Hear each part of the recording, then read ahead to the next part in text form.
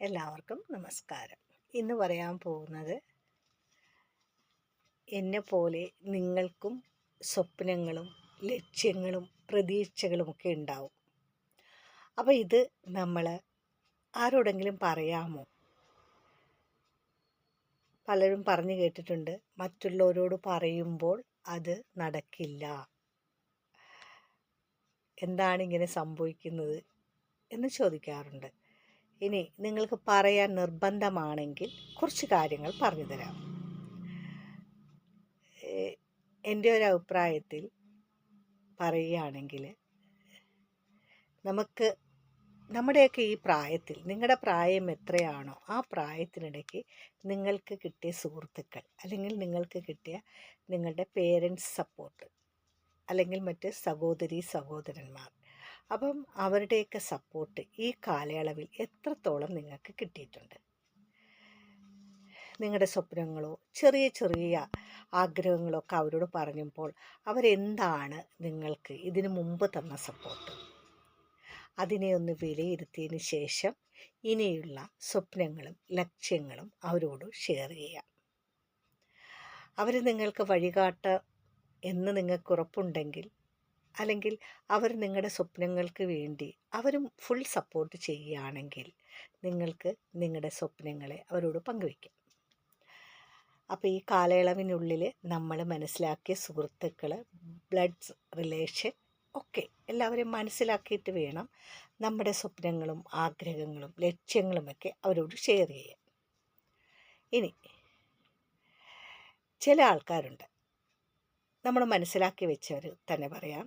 അവർ നമ്മൾ ചെറിയ ചെറിയ കാലങ്ങൾ തൊട്ട് എന്തെങ്കിലുമൊക്കെ ആഗ്രഹങ്ങൾ പറയുമ്പോൾ, അല്ലെങ്കിൽ നല്ലൊരു വസ്ത്രം ധരിക്കുമ്പോൾ ഒക്കെ അവർ പറഞ്ഞ്, അല്ലെങ്കിൽ നല്ലൊരു ഹെയർ കട്ട്, നമ്മളൊരു നല്ല രീതിക്കൊരു മുടിയൊക്കെ കെട്ടി നല്ല രീതിയിലൊക്കെ വരുമ്പോൾ ചോദിക്കും, അയ്യോ എന്താ ഇങ്ങനെ വന്നേക്കുന്നത്, നിനക്കിതൊട്ടും ചേരുന്നില്ല. പക്ഷെ നിങ്ങളുടെ മനസ്സിൽ, അല്ലെങ്കിൽ നിങ്ങൾ കണ്ണാടി നോക്കിയപ്പോൾ നിങ്ങൾക്കത് നന്നായി ചേരുന്നു. അപ്പോൾ അവരെന്താ, നമ്മുടെ പോസിറ്റീവ് നശിപ്പിക്കുകയാണ്. അപ്പോൾ അങ്ങനെയാണെങ്കിൽ ചിലർ പറയും, ഓ നിനക്കിതൊക്കെ നടക്കുമോ, ഇത് കുറച്ച് കൂടിപ്പോയില്ലേ, ഇത്രയ്ക്ക് വേണു, നമുക്ക് താങ്ങാവുന്നത് ചെയ്താൽ പോരെ. ശരിയാണ്, എപ്പോഴും നമ്മുടെ ചിന്താമണ്ഡലത്തിൽ നമ്മളെക്കൊണ്ട് എന്ത് സാധിക്കും, നമുക്ക് എവിടം വരെ എത്താൻ പറ്റും, ആ ഒരു ആത്മവിശ്വാസവും ആ ഒരു നമ്മുടെ മനസ്സിൻ്റെ പിന്തുണയുമാണ് നമ്മളെ നമ്മുടെ ലക്ഷ്യത്തിലെത്തിക്കുന്നത്. അപ്പം നമുക്ക് എന്താണ് സാധിക്കുക എന്നത് മറ്റുള്ളവരോട് പറയുമ്പോൾ അവരുടെ കയ്യിൽ നിന്ന് കിട്ടുന്ന കുറേ ചോദ്യങ്ങൾ ഇങ്ങനെയായിരിക്കും. അത് വരുമ്പോൾ നമ്മൾ ഡൗൺ ആകും.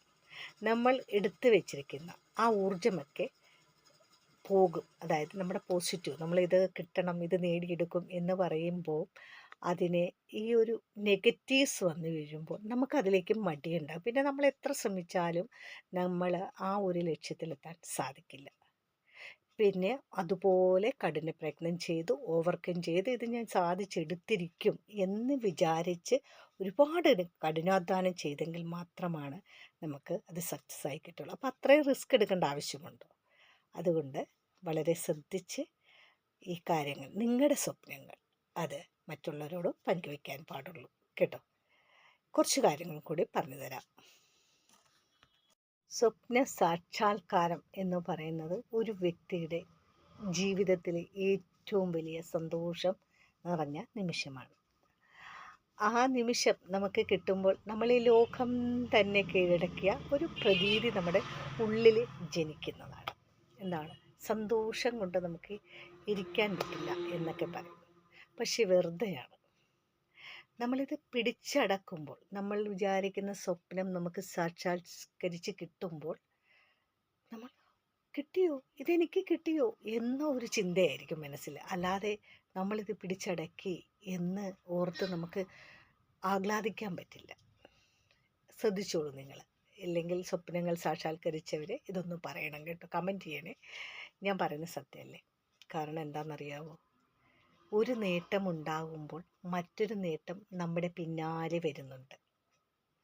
അതുകൊണ്ട് തന്നെ ആ നേട്ടത്തിലേക്ക് എത്തിപ്പെടാൻ നമ്മൾ ചിന്താമണ്ഡലം ചിന്തിച്ചു തുടങ്ങും. അതുകൊണ്ട് ഇതെനിക്ക് കിട്ടിയോ എന്ന് മാത്രമായി ഒതുങ്ങും. പിന്നെ നമ്മുടെ ചുറ്റുമുള്ളവർ, അവർ നമ്മളെ പ്രോത്സാഹിപ്പിക്കും.